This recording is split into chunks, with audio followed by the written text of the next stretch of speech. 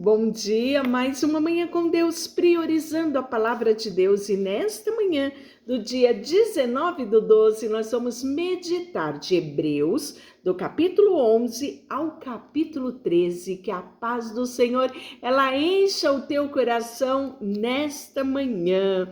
Capítulo 11 é a natureza da fé. Para mim, é um dos capítulos mais especiais da Bíblia, porque não só vai trazer a definição de fé, mas como exemplos de fé para nós, né, nos dias de hoje. Ora, a fé é a certeza das coisas que se espera e a convicção de fatos que não se veem. Pois pela fé os antigos obtiveram bom testemunho. Pela fé entendemos que foi o universo formado pela palavra de Deus, de maneira que o visível veio a existir das coisas que não aparecem. Isso a gente está falando nada mais, nada menos do que Gênesis capítulo 1, não é? Através da palavra, haja, ouve. E aí ele fala dos exemplos da fé extraídos do Antigo Testamento, né? Que aí nós podemos dizer que são os primeiros heróis. Pela fé, Abel ofereceu a Deus mais excelente sacrifício do que Caim, pelo qual obteve testemunho de ser justo, tendo a aprovação de Deus quanto às suas ofertas. Por meio dela também, mesmo depois de morto, ainda fala. Pela fé, Enoque, Gênesis 5:21, né? Fala que Enoque andou 365 anos com Deus e Deus o tomou para si. Ele fala aqui no versículo 5 do 11, pela fé Enoque foi transladado para não viver a morte. Não foi achado, porque o Deus o transladou, né? Em outras versões, o tomou para si, pois antes da sua transladação obteve testemunho de haver agradado a Deus. De fato, sem fé é impossível agradar a Deus, porquanto é necessário que aquele que se aproxima de Deus creia que ele existe e que se torna galardoador daqueles que o buscam. Pela fé, Noé, devidamente instruído acerca dos acontecimentos que ainda não se via, sendo temente a Deus, aparelhou uma arca para a salvação da sua casa, pela qual condenou o mundo e se tornou herdeiro da justiça que vem da fé. E aí ele começa a falar dos patriarcas. Pela fé, Abraão, quando chamado, obedeceu a fim de ir para um lugar que devia receber por herança. E partiu sem saber aonde ia. Gênesis 12. Pela fé peregrinou na terra da promessa como terra alheia, habitando em tendas com Isaque e Jacó, herdeiros com ele da mesma promessa. Gênesis 35. Porque aguardava a cidade que tem como fundamento o qual Deus é o arquiteto e edificador. Pela fé também a própria Sara recebeu poder para ser mãe, não obstante a avançada sua idade, pois teve por fiel aquele que havia lhe feito a promessa. Gênesis 18. Por isso também de aliás, já amortecido, saiu a posteridade, tão numerosa como as estrelas do céu e imensurável como a areia que está na praia do mar. Gênesis 15. Todos estes morreram na fé, sem ter obtido a promessa, vendo-a, porém, de longe, saudando-a e confessando que eram estrangeiros e peregrinos sobre a terra, porque os que falam desse modo manifestam estar procurando uma pátria.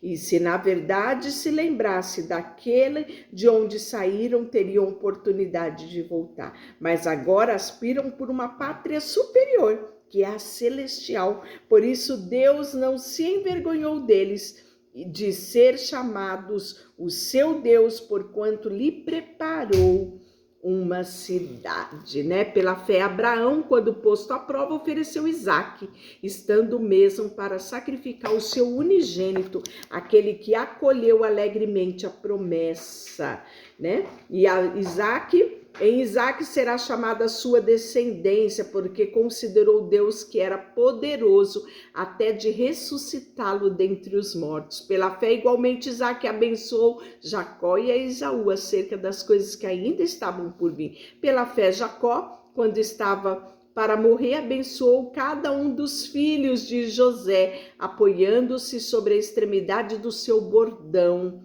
Adorou. Pela fé, José, próximo do seu fim, fez menção do êxodo dos filhos de Israel, bem como deu ordens quanto aos seus próprios ossos. Gênesis 50. E ele vai logo começar a falar de quem? De Moisés. Pela fé, Moisés, apenas nascido, foi ocultado por seus pais durante 3 meses, porque viram que as crianças eram formosas, também não ficaram amedrontados pelo decreto do rei. Pela fé, Moisés, quando já homem feito, recusou ser chamado filho da filha de Faraó, preferindo ser maltratado junto com o povo de Deus e usufruir dos prazeres do que usufruir dos prazeres transitórios do pecado, né?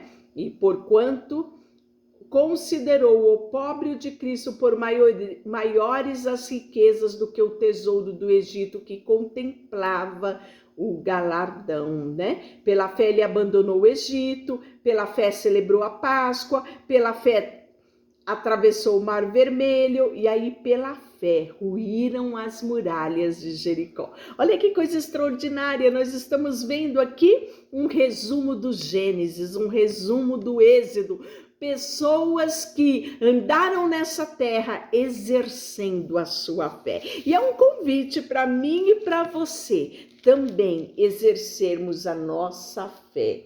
E aí ele fala, mulheres que receberam pela ressurreição dos seus mortos, alguns foram torturados, não aceitaram seus resgates, tá falando o quê? Da igreja perseguida, né? Outros, por sua vez, passaram pela prova do escárnio, açoite, algemas, prisões, foram apedrejados, provados, cerrados pelo meio, mortos a fio de espada, andaram peregrinos vestidos de peles de ovelha, de cabra, necessitados, aflitos, maltratados, homens do qual o mundo não era digno, errantes pelo deserto, pelos montes, pelas covas, pelos antros da terra. Ora, todos estes que obtiveram bom testemunho por sua fé, não obtiveram, contudo, a concretização da promessa, por haver Deus provido coisa superior ao nosso respeito, para que eles, sem nós, não fossem aperfeiçoados, né? Então tá falando do quê?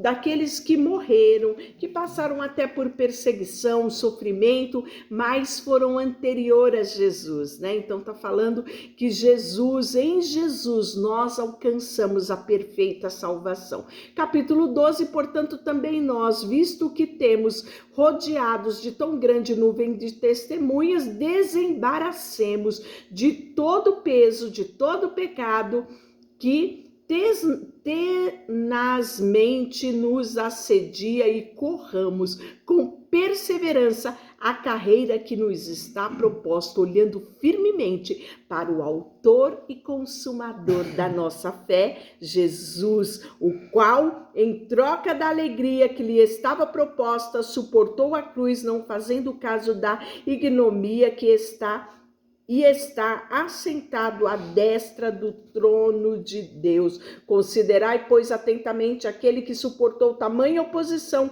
dos pecados contra si mesmo, para que não vos fadigueis, desmaiando a vossa alma, né? Então é um incentivo para que a gente persevere e continue nesta fé, e falando sobre as provações que vai revelar o amor de Deus para com os seus, porque o próprio Jesus sofreu privações em nosso lugar, né?